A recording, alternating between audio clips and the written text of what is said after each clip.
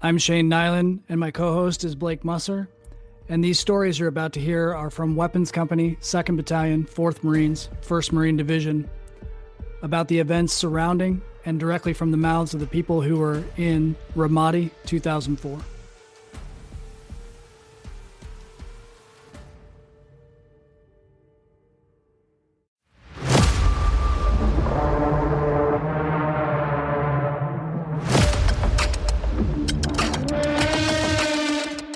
There you go. So let's tell everybody who you are and what rank you were back in 2004.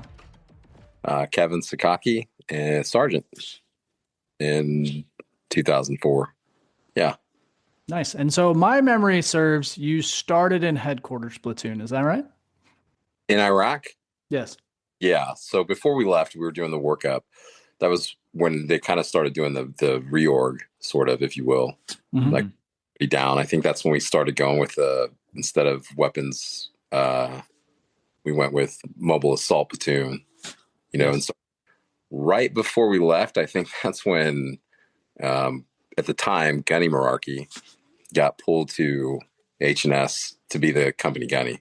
Am I right about that? I'm gonna need help with a lot of this stuff too. That's okay. But I think he wasn't H&S's company gunny. He was still Weapons Company's company gunny, but he was part of headquarters platoon. Yeah, headquarters, not H&S, headquarters platoon. Yeah, that's company gunny. So that's when he pulled me to headquarters platoon. And I remember him saying everybody has to do their time. but though he made up for it though. I give that man so much credit for Cap platoon. Was like, with him in the training that we got, it was unlike anything that anybody else was doing except maybe the recon platoons. Like the shooting that we did on ship, the shooting that we did in Okinawa with the jungle warfare package and all the other stuff getting us like into and training like big boys, instead of unload, show clear, safe, let it hang, all these things we got to do.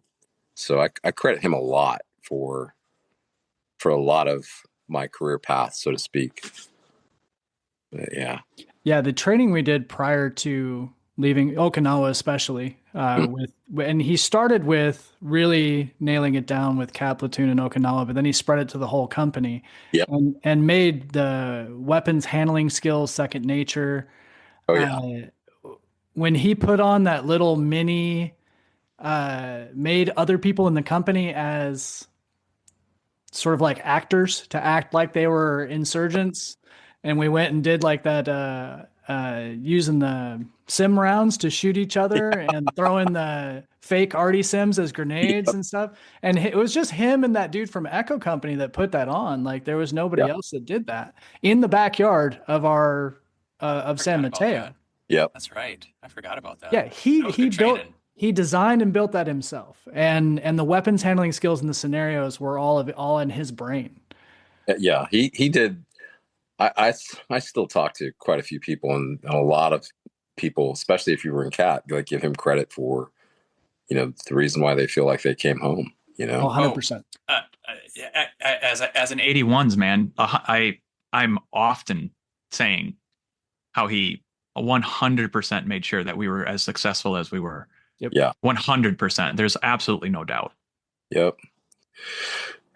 Yeah. I remember, like when I say he made it up to me, like going to headquarters platoon, and that was a huge kind of kick in the nuts, if you will, like with everybody else. But the plus side of that was I got to go out with everybody. I think at one point, I went out with every platoon on patrol for something, whether it was Rainmaker, whether it was map 1, 2, or 3, and then when ODA came into the picture and was trying to get a recon element to attach to them, and they got shut down on that. Then they even asked for like our snipers to be attached to them for direct action, and higher ups were like, no, we're not giving them up, but we can give you like a 10 Marine detachment.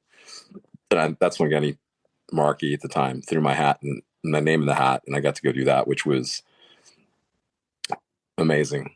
Now, That I would love for you to talk in detail about that, because that's I something I actually- don't think anybody knows about, because it was just you and Knife and, bearded ladies, well, that was different. Your Well, bearded yeah. ladies was with Sergeant Major Booker. was a Sergeant Yeah. Major's Booker's Yeah. private attempt to do that, but the ODA thing is, again, as much as you can tell, would be wonderful. Oh my gosh, yeah, that was life changing for me. I learned more in the, I think it was 2 months that I was with them. Mm-hmm. I did in 10 years in the Marine Corps. Like it was, I mean, we did. So they came to, I think, battalion and asked for what they asked for. They got given what they got given, which was 10 Marines. And Do you remember who the Marines were that were with you? I just remember it was me, Neil. I think it was Sergeant Langford, and I think he was with H&S Company. I'm not sure Yep. where. No, that's right. I have a picture of you and Neil and Langford sitting together, and I was like, "Oh shit, he was with them too."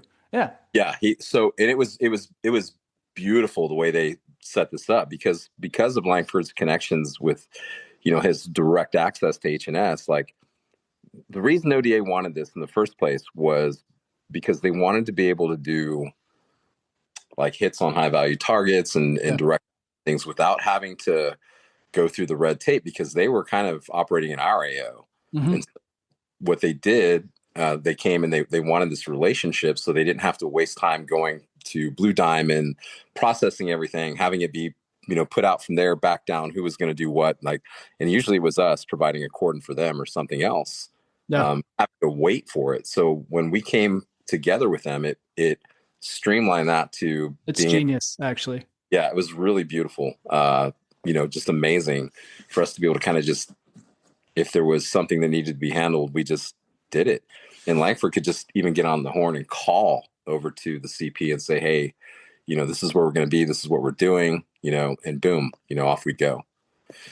And so, but that's kind of how the whole relationship got started because of what they wanted to do. They didn't want to have to wait. They didn't want to have to go through the red tape, and they wanted kind of a direct action, like trailer platoon, if you will.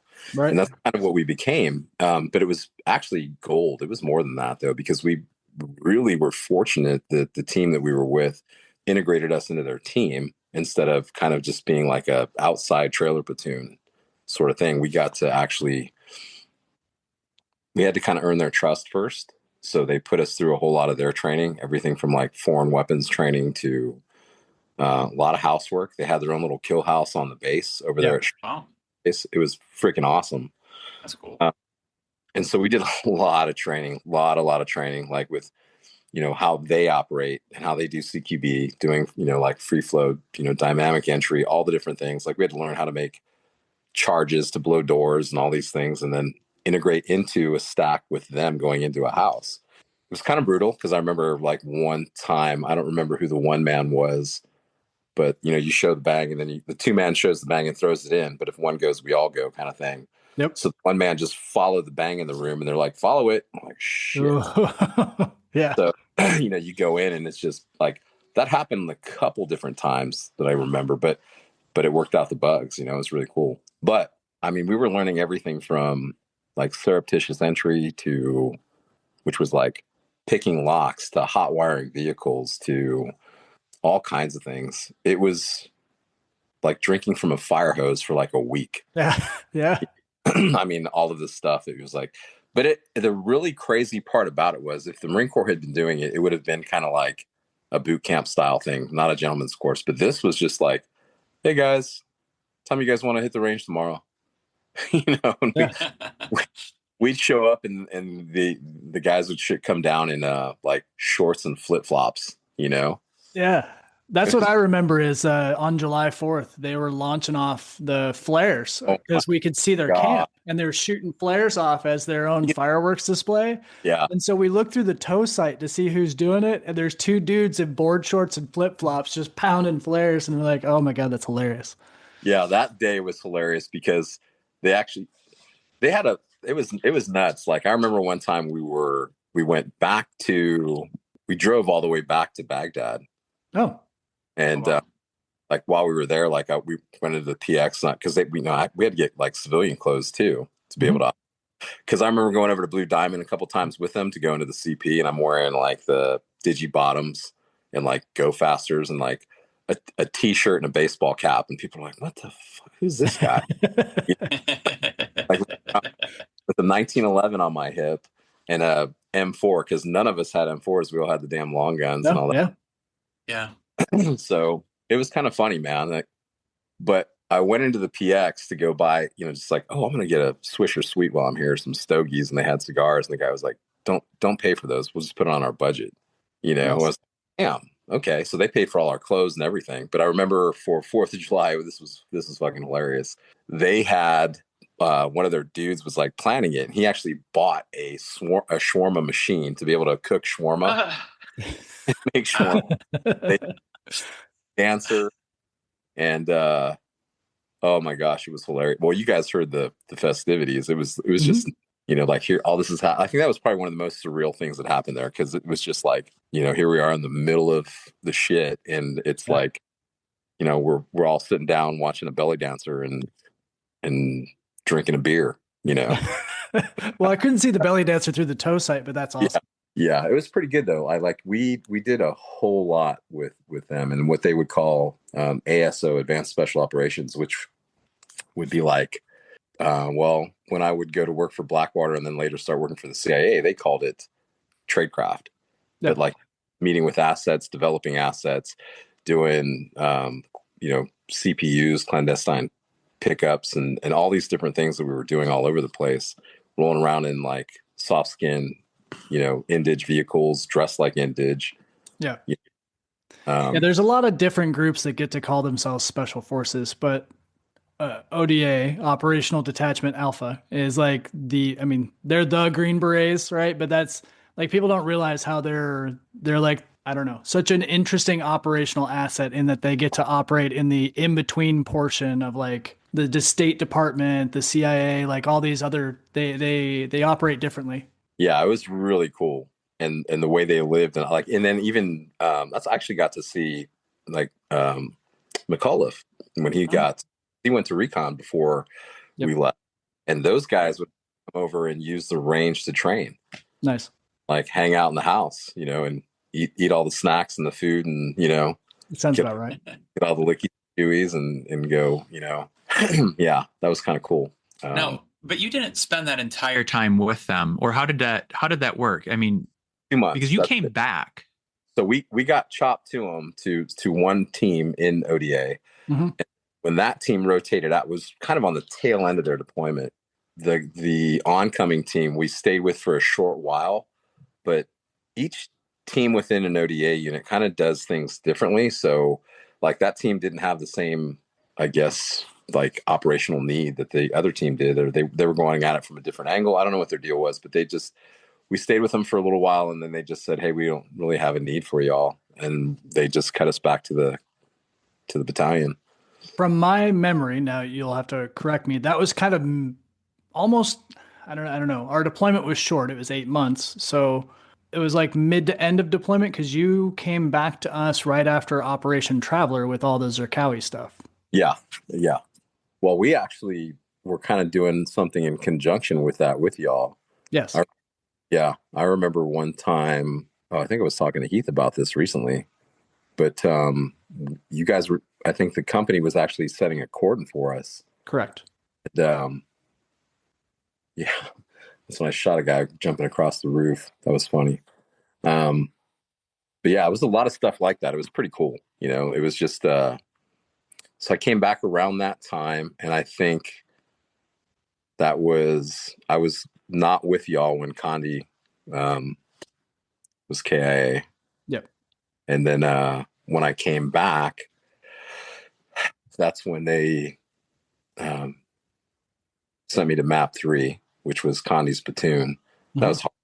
That was something I didn't really, of all the platoons I could have gone to, I didn't want to go to Map 3 under those circumstances, like to be like, it was really awkward for me, really awkward, because I felt like, how tight everybody is. Every platoon has their own. Oh, yeah. I mean, we all love each other. We all get along great. Like we're, like there's, there's a whole lot of interaction between everybody, but as a platoon stands on its own, the inner workings of that platoon are just really unique in that when you're operating together, it's, hey, we already got who we got. We don't need anybody else. So it was hard because I knew a lot of the guys in map 3. I knew Latham and Heath and we were anti-armor platoon together prior to all that. So basically all the 51s and 52s knew each other well. Oh yeah. All the shenanigans in Okinawa from back then it was IFAF platoon. Yeah. Right. Which was funny. Rolling around in G3s before they were G3s or G-Wagon. Right. Yeah. So I came back to do that and bill it, so to speak, which really sucked. But I'm glad that I got to, and the guys were great. I think I was in a truck with like Latham and Pepper. I don't remember who my driver was at the time, but I definitely remember Pepper was my gunner. Yeah, that was going to be my next question is, you were in the high back with Pepper and Latham in the back, Cox sometimes in the back, Vigil. Nope, we were not in a high back. I think we were in a... They had dumped the high back by that point, and they were in one of the up armoreds? Yep. Okay. Yep, because I just remember Pepper being in the gun, in the turret. Yep. And always having a bag of candy with him and always like trying to hand down candy. Hey, you want some? Which was funny. Like never without candy. I think I'm just going off everybody else's stories, but I think the driver was either Valenzuela or Ortiz. Does that sound right? Yeah, I think it was Ortiz. Could have been. Ortiz. Maybe. That's funny. He might have been in map 1 also. I'm not 100% sure. But yeah.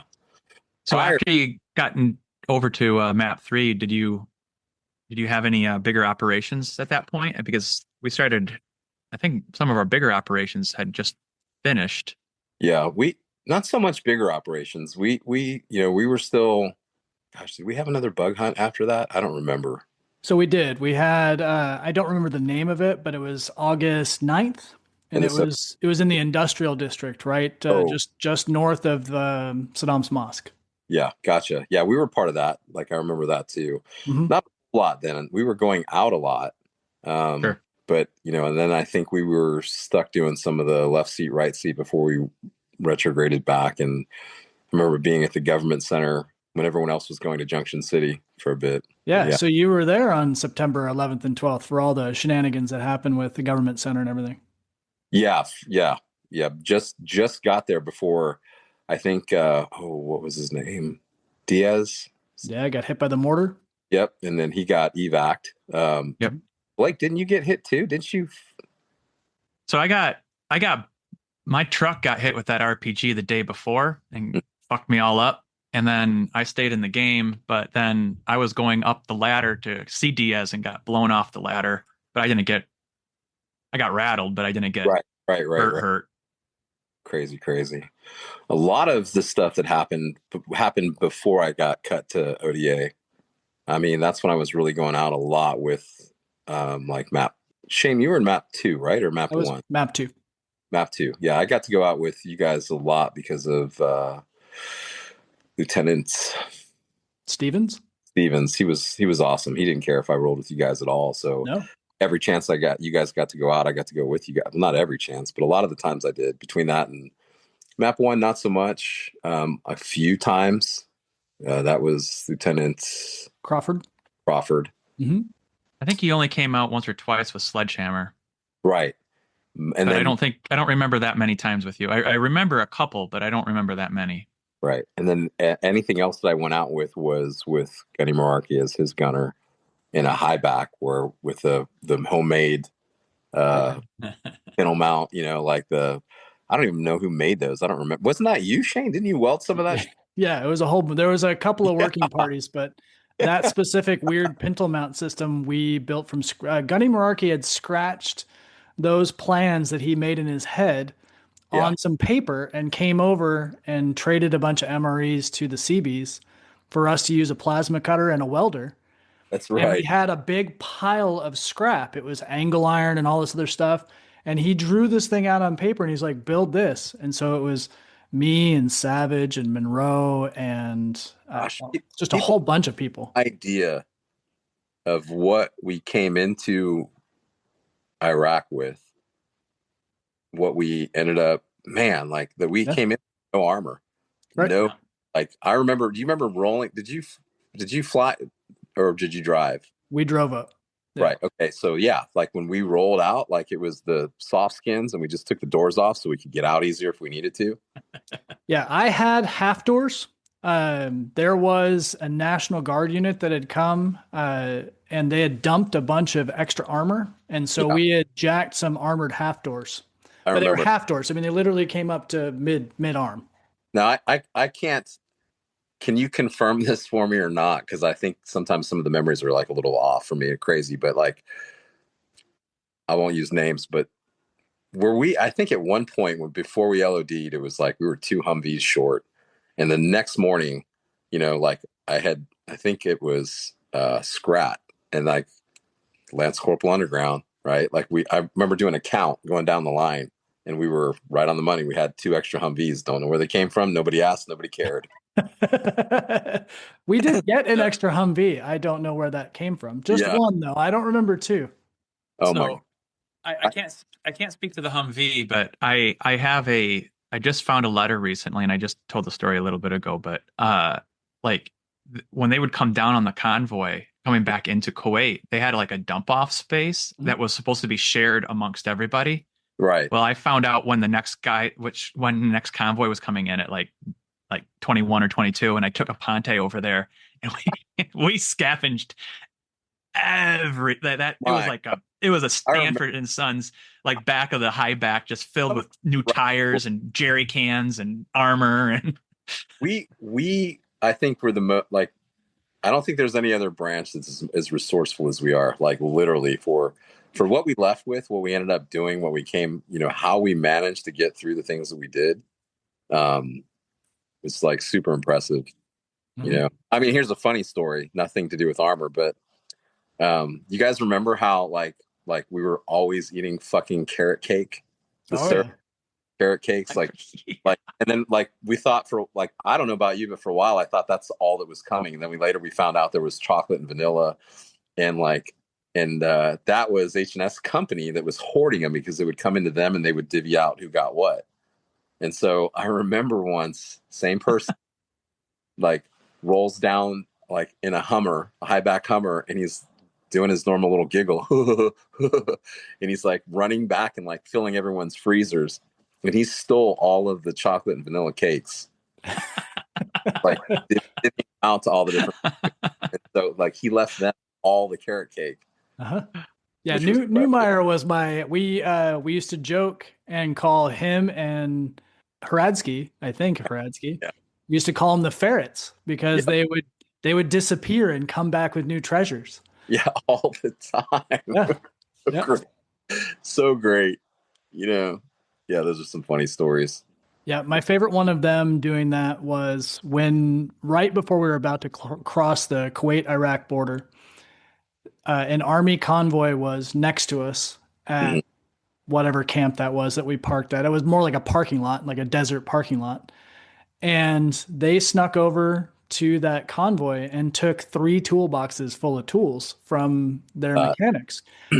And I was like, did they need those? And they're like, no, they had 10 more. And I was like, okay, I'll allow it. Great. I remember walking into the Hooch one time to go see Jimmy, and like we were talking, I just walked in, and Neumeier came up with that goofy grin on his face, and he was just like, and Jimmy, he was like, "What do you need, Neumeier?" He was just like, huh, huh. And I was like, "What, Scrat?" And he was like, and then he just yelled out, "Non-rates against the NCOs," and then like everybody jumped us, like. So we're throwing these guys around, and do you remember that, Shane? Oh yeah. And like I remember this. Harden had a wrist rocket, one of those slingshots. Yep. And grabbing Jolly Ranchers out of a bag, unwrapping them, and he would shoot them into the ceiling that we finally just got hard top ceilings. Remember that? Mm-hmm. And shatter and explode and send these shards of Jolly Rancher candy into everybody, and they'd be screaming like they were getting hit with glass. It was so fucking funny. That was some funny shit. That's awesome. Yeah. All right. So while you were with with headquarters platoon, you stayed in the headquarters shop, right? Pretty much. Okay. Yeah. Oh yeah. Until I had to. Oh gosh, I forgot about that. May have been the only Marine. Actually, no, there was one more. I remember now. That got NJP'd in Iraq, and then which was all that whole Sergeant Cook thing. Yeah, dude, tell the story. That's the one I want to hear, man. He's the only person. Well, first Sergeant Mac at the time. Now, Sergeant Major, but Mhm. I think he's the only person that ever made First Sergeant Mac cuss. Ever cuss. Or say that he wanted to whoop his ass. So y'all remember Sergeant Cook? He got like right before we deployed. Like God, I remember. Shane, do you remember what our numbers were? They were super low before we left. We were not at TO&E. We weren't even close to TO. Not I do not remember our numbers, but we were very low. very low, right? And we got that huge boot dump. Yeah. There's a shit people just. It pisses me off that everyone talks about Fallujah, where there was like 4 battalions. They had tanks, they had air, they had six battalions plus 6 battalions reinforced. In a city that the population at the time was like 200,000. Now compare Ramadi, 400,000, 1 battalion. That's it. Non-reinforced. Yep. Yes. Not reinforced. That's it. Just us holding down the whole fucking city. Mm-hmm. And, yeah. Gosh. And they ended up splitting after us. They ended up splitting it up because it was too big. It was right. Operationally impossible, quote unquote.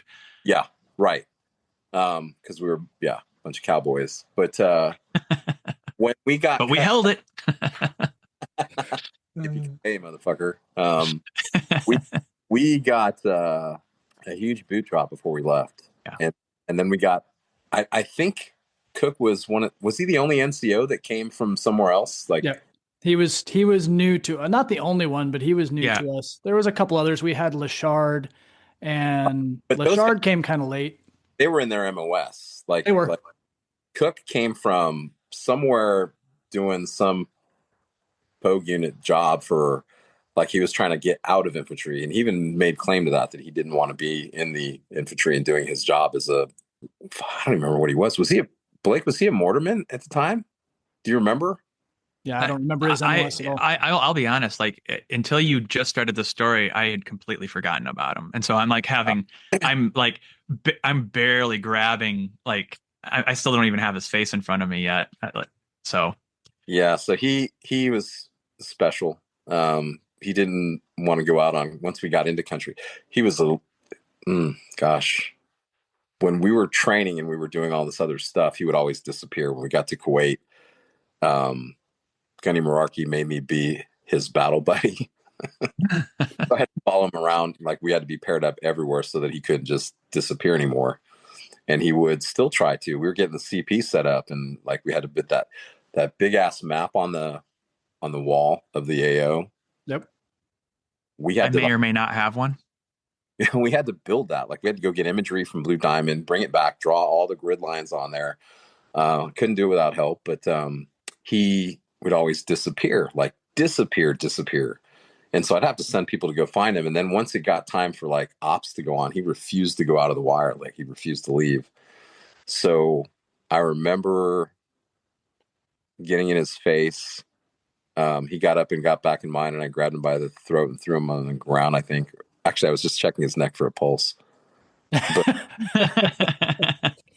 But he left, and he went to the chaplain and told the chaplain that I was that I threatened to kill him, and then he was suicidal. He got put on suicide watch for a while, and it pissed me off because that's when things started ramping up. And I think right around that time is when we took our first KIA, which was Morris. Yep. And Gunny Coleman came to me and asked for if I had any extra gear to send back or to consolidate, or for whatever reason he needed, he just did. And I said, yeah, I got the perfect guy. So I went to Cook and I said, hey man, I need your magazines, and you're not going out anyway. So I need some magazine pouches and magazines. And he wouldn't give them up. And he made the comment, something about, I don't care, better him than me, or something like that. Oh. Just snapped. I slapped him so hard, he like off his feet, off his cot. He got up and ran out the door, and I just walked out behind him.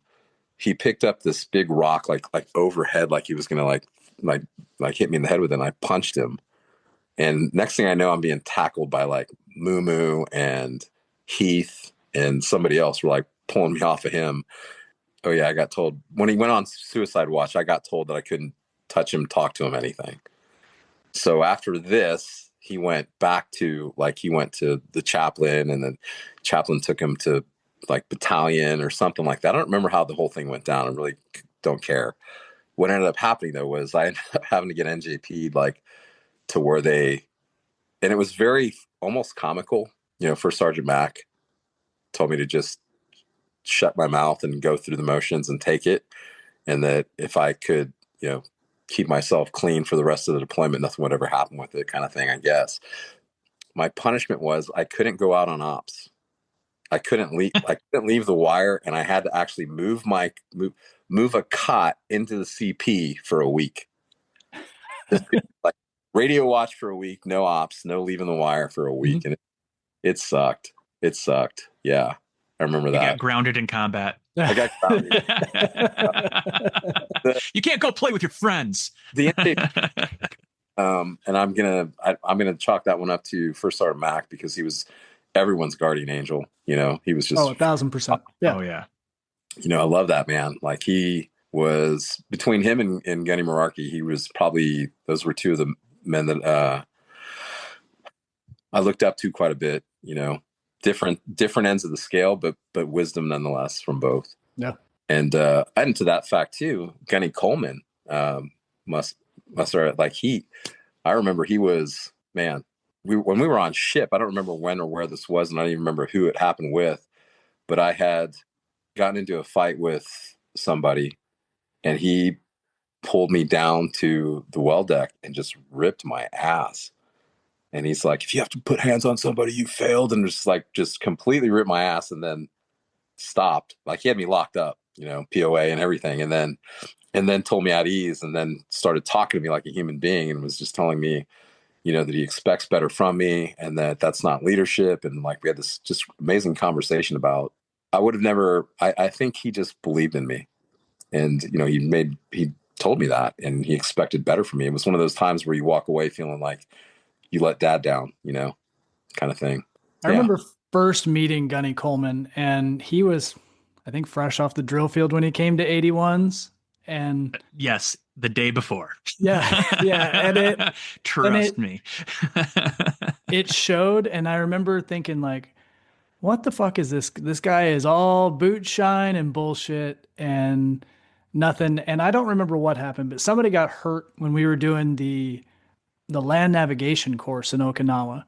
Mm-hmm. And all of a sudden he appeared and had, like, he was very concerned about this Marine. He had all kinds of things to say. He organized how we were going to get that dude out of there. Somebody rolled their ankle. It was something simple, but it was like, oh wait, this is a real person. This is not a caricature of a Marine drill instructor, which is what he had been up until that point. Right. And then all the stuff, like, he left us and went over to Echo Company, and by all accounts, he was like the savior he really was the person who kept Echo Company together, I think. At least that's what it seemed like. Every time I saw him over there, I always saw Marines talking to him and, like, really leaning on him. Yeah. I have mad respect for him, far different leadership style than, like, Gunny Mararchi was kind of the standard for me. Like, I really, like, he was the Marine's Marine, like, I didn't, like, comparatively to Coleman, like, I didn't want anything to do with that. I didn't want to go drill field. I wanted to go, like, I wanted to go do CQB, sniper's course, all those things that he did. Like, his jacket was like everything every infantry Marine ever wanted to be. Right. And so I think, gosh, we were lucky in Platoon, not just fortunate for all the training that we got from him. Well, that explains why you wanted to choke slam another Marine, because I remember him choke slamming someone too. So yeah, you took all the lessons to heart.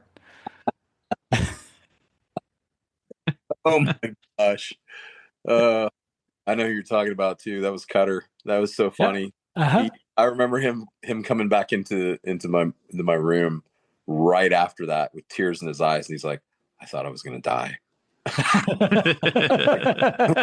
Like, you very well could have. Yeah. That was funny. Holy shit. No, we got lucky with a lot there.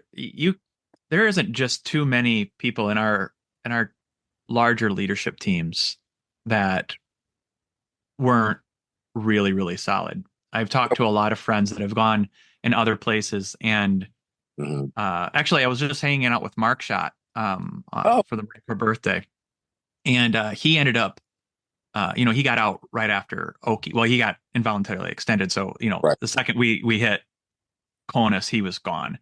Well, he decided to go back into the reserves, and he went to Iraq in '06, Crazy. and he did not have solid leadership.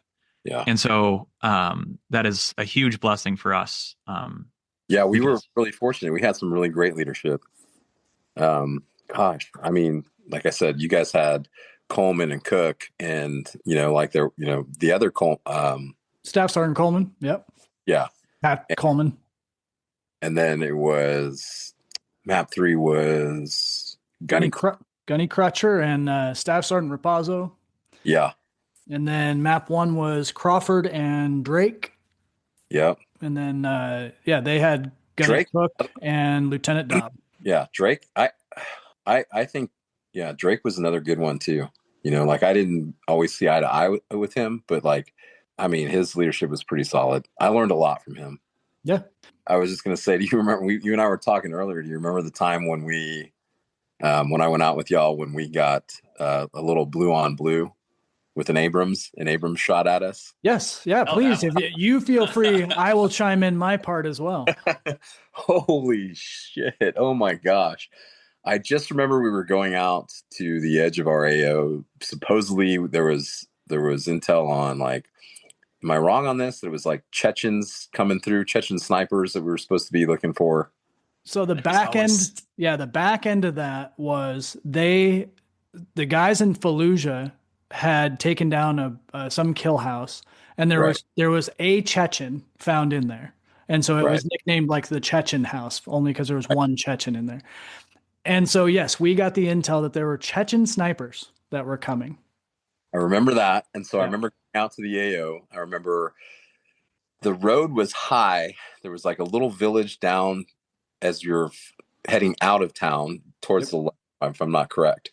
And we pulled off down into this ravine to hide the vehicles and deploy our dismounts, which was Neil and his team. And he took some dismounts to the other side of the road to set up an ambush. They were going to prepare to do a snap VCP if we needed to. And like, so I don't remember how long we were hanging out. It was a while. Long freaking time. And we finally got the call to just index and just, bring it in. And I remember we were standing by the vehicles and someone was smoking a cigarette in a can. That was me. I know. That was me. Hell yeah, we've been out there forever. I'm gonna have a fucking cigarette. Dude, but I was laughing about it because we were all just kind of like just chilling, like stretching our legs, getting ready to we hadn't even fired up the vehicles yet. We were waiting. Actually, I think we were waiting for Neil to still bring his guys back across the road. They hadn't even. Nope. They hadn't we even were still sitting underneath the brush. Yeah, it was Neil and Miranda and one of the junior Marines. And I cannot remember who else was over there, but I know it was Neil and Miranda. Yeah. I remember standing there in that little ravine, and all of a sudden, like, there was no sound, no nothing. It was just this flash and like this red ball of fire, like heading right at us, but so fast, like I couldn't even I thought it was RPG. And I started to yell RP. I was like, RP, boom. And it blew up behind us. Yep. It went right down the row of vehicles, right between all of us. Yep. Am I right? Is that how that happened? Yep. By some fucking magic, it did not hit anyone or anything. Yeah. And the shockwave knocked all of us over. Yeah. Because so then all of a sudden like everyone just instantly starts returning fire, not even looking, opens up, returns fire. I think somebody was on one of the vehicles parked there in the gun in the tow system. And they're like, I've got a thermal, but I can't tell what it is. Can I shoot? It was McCabe because he was a machine gunner, not a tow gunner. Right. And he was like, I don't know what I'm looking at. Yep. And so I jumped on the back of the vehicle and climbed down. He went down, I went over. Yep. And I looked in, I was like, that's a fucking tank. Yeah. Right when like bullshit. And then all of a sudden you heard the turbine kick up that wee. Yep. And everybody was like, son of a bitch, motherfucker. So then they came rolling down. You heard that clack, clack, clack, clack, clack, clack, because they were hitting the pavement. They rolled right down the road. I remember Hardin climbing up that thing like a monkey, faster than I've ever seen anybody climb something. Grab the guy in the hatch and start slamming him into the hatch and yelling. I couldn't even tell what he was saying. Yep. And then come to find out later that the gunner got the order to spray he saw dismounted troops, and he said spray him with the coax. Is that right? Do you remember that? Back to the ski? Yep. And he actually fired the main gun on purpose and missed on purpose because he wasn't sure of what he was shooting at. Had that guy just followed orders and done what he did, I think, man, that would have been catastrophic. Oh, for sure. Yeah, absolutely. And I mean, we would have just fired back. We would have been, who knows what would have happened. Later, I can't remember who met that guy or why. Somebody got evac'd or something. Anyway, they were on an evac with that, or on a bird with that guy. One of the people that was in the tank, the Abrams tank that shot at us. Yeah. And they said, we knew it was Marines because no one else would have fired back. Instantly. He's like, there was no delay. You all fired back. Yeah. That ended up being a double blue on blue incident. Monroe opened up with the 50, but when he first shot, he shot at Neil and Miranda.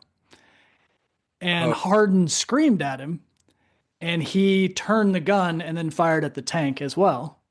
But his first shot, he did not have a good ID as to where our dismounts were in the bushes, and he shot at the bushes.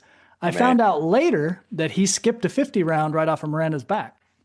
What? Yeah. And everybody was fine. We had to replace his gear, but you want to talk about Guardian Angel was sitting over the top of us that day. There's zero reason why somebody shouldn't have died. So many times, like I can tell you things that like just didn't make sense. I don't remember what vehicle we had to escort back with the wrecker. Hercules was the call sign, I think, for the wrecker. Mm-hmm. Mm-hmm. Was that with map 2 with you guys where we got hit because we had to? Oh, you know what it was? It was a 7-ton that got hit. They got everybody out. They got them to combat outpost, I think. But then we had to go back for the vehicle and escort the vehicle all the way back to her. Did we have to take it to Hurricane Point? I think that was with us. Yep. Sledgehammer. Yeah. Oh my gosh. But I remember being with you guys. That was one of the times I got to roll with you guys and following. So we had to double, like we went through the same area twice and then would have to cut back through it again. And so the likelihood of getting hit was high probability. And then all of a sudden the street lights go off and everyone's like, hey, head on a swivel. And then the flares pop. And then like, was that the time that like an RPG fell out of a window and hit the street? Like I don't remember that. But it's need it, and so he leaned out to fire it. There were times of stories like that, crazy, that were things like I remember somebody's vehicle got an RPG stuck in the grill. That was our platoon. That was Randall. Yeah, they didn't pull the tag off it. They didn't. It wasn't that they didn't fire. It was a training round. What? They didn't know the difference between an HE and a training round because most of the rounds were either older or the guys just didn't know. But they fired a training round and it just stuck in the grill. Yeah, nuts. Yeah. Yeah, we had some serious Guardian Angels watching out over. Yeah, man. Yeah. I mean, a lot of blue on blue. Like I remember the Strikers fired Mark 19 on us. Yep. Man, just some nutty shit. Now the Strikers fired, that was at you, right, Blake? That was at Sledgehammer? No. It was an 80. It might have been Rainmaker then. I believe it was an 81 platoon. Yeah. Crazy. Yeah. And then we had the same thing. We had the Strikers fire the machine guns across the river at us driving down Nova. Oh, yeah. Yeah. The only reason why they stopped is Richie was on the Mark 19 and hit direct hits with almost all of a belt of Mark 19 right on top of him. Yeah. And they stopped and then started blowing up. Red flares started going up and everybody was like, oh, shit. Crazy. And then we had when we won't name who, when they decided to drop HE to start a bug hunt, but they had their grid squares way off and they were dropping rounds right on top of our heads. And nothing. I remember being curled up on the backside of that berm, being like, this is going to be absolutely most ironic way to go. The FDC chief of the 81s getting killed by friendly mortar fire. Oh man. Yeah. Yeah. This is, we've talked with Jordan quite a lot about this when we first interviewed him because he remembers a lot of shit with comm failures. And I feel like all of this is the perfect example of we had no inter-service comms with anybody in the Air Force or the Army or the Navy, all of which were in our AO at some point. Yeah. I remember being up on top of the cemetery the one time, and we were trying to send it up through the chain, and we couldn't get it past battalion, and then we couldn't get it anyways. Like we couldn't talk inter service. There was almost no way to talk inter service. Just like you said, it had to go start back at headquarters and go up. Right, which is insane. Yeah. Like that's like that night that we got shot up by the Abrams. Like when we called that in, nobody believed us. Yeah, they're like, "What? No, come to the CP when you guys get back." We're like, "Are you fucking kidding me?" Yep, that was I distinctly remember like that was so Harden jumped the driver in the hatch, but then it was JD who jumped on top of the tank and was screaming down through the hatch at the commander. And we were dragging him off. Like I was like, okay, well, this is going to go badly. Like he's going to, I don't know. Anyway. That was funny. But yeah, I was calling it in over the radio and we had cranked off red flares as well. Saying, yeah, an Abrams just shot at us. And that was, no, just come back to the CP. And they're like, are you sure? It's like, it drove up. Here's a picture of it. Yeah, the good old days, huh? So let me try to take you back on the timeline as far as that goes. I know you were with me on the 7th, but who were you with on the 6th of April? I don't remember, man. Like all of dates and times for me are kind of a blur. There was a while when I could recall everything. And, like there was a time when, I carried, like I made it a point to remember every name of every Marine that we lost. Yep. Everything changed when I had my son for me, like not trying to jump ahead, but like I kind of tried to put some of that behind me. I kind of gave myself permission to start trying to live my best life, instead of, sure. I would end up getting out, going right to work for Blackwater, the CIA, doing all of that for another 10 years.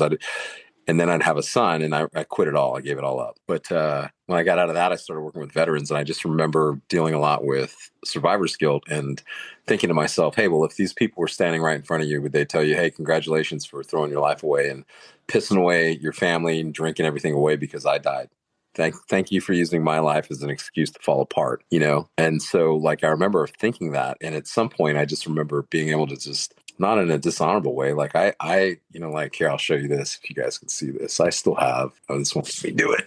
Flip the screen around that. Oh yeah. That's cool. Yeah. Picture of the memorial. Cool. That, man, yeah. When was that? That was right after the first Battle of Ramadi, right? That was April, Easter Sunday when they did the service for all the fallen. And you got a great memory, Shane. That's when that was. That was the picture somebody took of that whole memorial thing. And I have that. I've never forgotten. I have. I tell the story to my son. I talk about it. I've done a whole lot of guest speaking on different events, and I talk about it. Like what it means to remember, like Memorial Day. What does that mean for veterans? Do you thank a veteran for Memorial Day? Do you not? And I'm like. Like you hear guys getting upset about, people just don't understand. And, Veterans Day isn't a day. And I was like, shut the fuck up. Look, dude, we did what we did so that these people can go out, act stupid, drink, go take a boat out on the lake and flip it if they want. Who cares? We did what we did for us, not them. It doesn't matter what they do. They don't have to. There's no right or wrong way. If somebody comes up to you and says, thank you for your service, you don't have to be a dick and say, well, I didn't do it for you, or happy Memorial Day. It's not happy. I'm not happy about it. Just thank them. Just say, hey, thank you for your support. They're never going to get it, and they won't. And don't try to. It's just things that they'll never understand, and things I don't think we can ever explain to people. Our service, the losses, like how can you? I think that's what makes us who we are. Yeah, man. Yeah, 20 years on, it's a weird feeling. And and you have 10 years on top of that. So it adds more weight. But to answer your question, I don't remember where I was on the 6th. Yeah.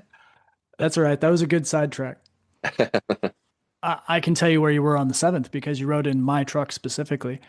And we got engaged up in the Soviet district. And that was when both you and Gunny Mararchi were riding with our platoon. And I got to see magic in action. You dove out one way, I went up the left side of the street, and Gunny Mararchi dove out the other way and went up the right side of the street. And I distinctly remember we took heavy contact after the first shot. It was shots from all directions. And Gunny Mararchi hadn't even got out of the vehicle, and he turned left-handed. He was not left-handed. And in the offhand, just sort of leaned over and shot 2 dudes off the roof with his left hand. And I was like, oh, wow. Like I almost couldn't shoot back because I was in awe of the things I was witnessing. The Mararchi magic. Yeah. Yeah. Yeah, he was. Yep. And then him and Neil, he grabbed Neil because I think Neil was in his truck at that point, and they went up these stairs and like up on the top of this building, and they came back down and were like going down the street, clearing houses by themselves. I was like, what the hell is going on? I've never seen anything like this. This is great. That was I almost forgot about that till you just brought it up. Yep. If you like what you've heard, this is a multi-part episode. Make sure you listen to the rest of the story.